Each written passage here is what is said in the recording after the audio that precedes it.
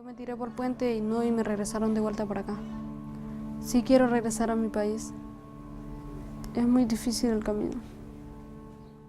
La migración, fenómeno natural del ser humano por aspirar a vivir en mejores condiciones que donde solía serlo. Es un fenómeno ancestral que la humanidad ha practicado desde su aparición en la Tierra y nunca lo ha dejado de hacer. Tal es el caso del florecimiento de países como Estados Unidos, un país que se ha desarrollado gracias a un gran número de migrantes que arribó a finales del siglo XIX y hasta la fecha sigue recibiendo gente foránea a sus tierras y costumbres. Para garantizar el derecho a estas personas que deciden abandonar sus hogares, se realizó la Convención Internacional sobre la Protección de los Derechos de los Trabajadores Migratorios y de sus familiares, que entró en vigor el 1 de julio de 2003. Tras haber sido ratificado por un mínimo de 20 países en marzo de 2003, actualmente se estima que el número de migrantes internacionales oscila entre 185 y 192 millones. Esta cifra representa el 3% de la población mundial y es comparable a la población de Brasil. Casi la totalidad de los países se ven afectados por el fenómeno de la migración internacional, ya sea como países de emigración, de inmigración, de tránsito o incluso las tres a la vez. La migración internacional se ha convertido en una característica intrínseca de la globalización. La Convención de las Naciones Unidas constituye un tratado internacional exhaustivo con respecto a la protección de los derechos de los trabajadores migratorios. La Convención hace énfasis en la conexión entre migración y derechos humanos, la cual se convierte cada vez más en un asunto político crucial de interés mundial. La misma Convención tiene como meta proteger a los trabajadores migratorios y a sus familiares. Su existencia establece normas éticas y sirve como guía y estímulo para la promoción de los derechos de los migrantes en cada país. El principal objetivo de la Convención es fomentar el respeto de los derechos humanos de los migrantes. Los migrantes no solamente son trabajadores, son también seres humanos. La Convención no crea nuevos derechos para los migrantes, sino busca garantizar el trato igualitario y las mismas condiciones laborales para migrantes y nacionales, lo que implica notablemente algunos de los acuerdos que se lograron establecer en esta convención son los siguientes. Por ejemplo, se busca prevenir condiciones de vida y de trabajo inhumanos, abuso físico y sexual y trato degradante. Esto lo podemos encontrar en los artículos del 10 al 11, en el 25 y en el 54 que se establecen en este acuerdo.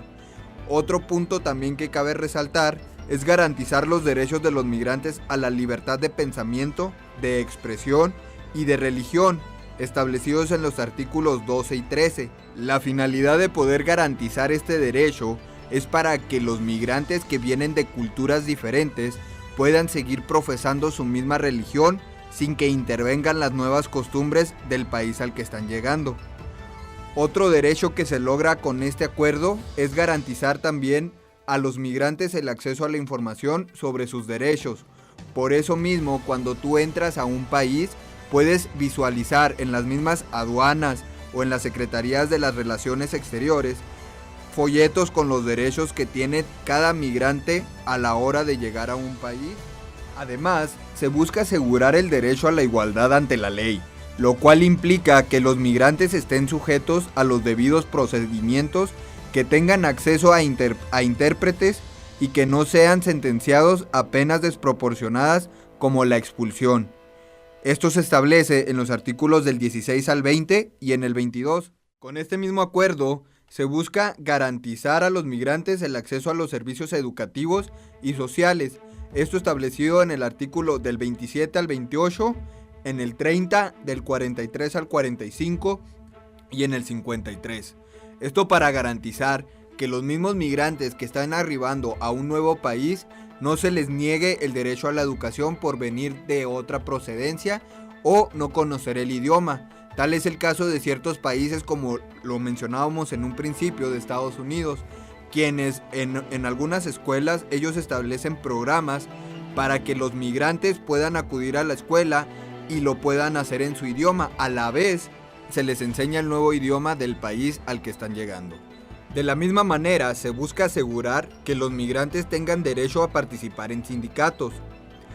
La convención también sostiene que los migrantes deben tener derecho a mantener contacto con su país de origen, lo que implica asegurar que los migrantes pueden regresar a su país de origen si así lo desean, permitirles efectuar visitas ocasionales e incitarlos a mantener lazos culturales. Esto establecido en los artículos 8, 31 y 38 del mismo acuerdo. Otro punto que cabe resaltar es garantizar la participación política de los migrantes en el país de origen. Artículos 41 y 42. Esto lo podemos ver reflejado en países como México, en donde sus mismos conciudadanos pueden hacer efectivo su voto en puntos estratégicos de países en el exterior, donde la Secretaría de Relaciones Exteriores establece las urnas necesarias y pertinentes para que los mismos mexicanos puedan realizar su voto.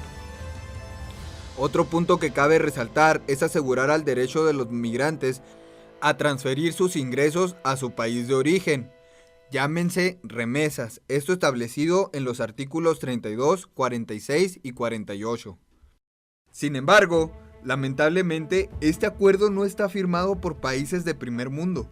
Tal es el caso del mismo que hemos hablado, Estados Unidos, lo que pone en vulnerabilidad a las personas que arriban a este país, separando familias. Niños que no cumplen con la mayoría de edad los dejan sin sus padres.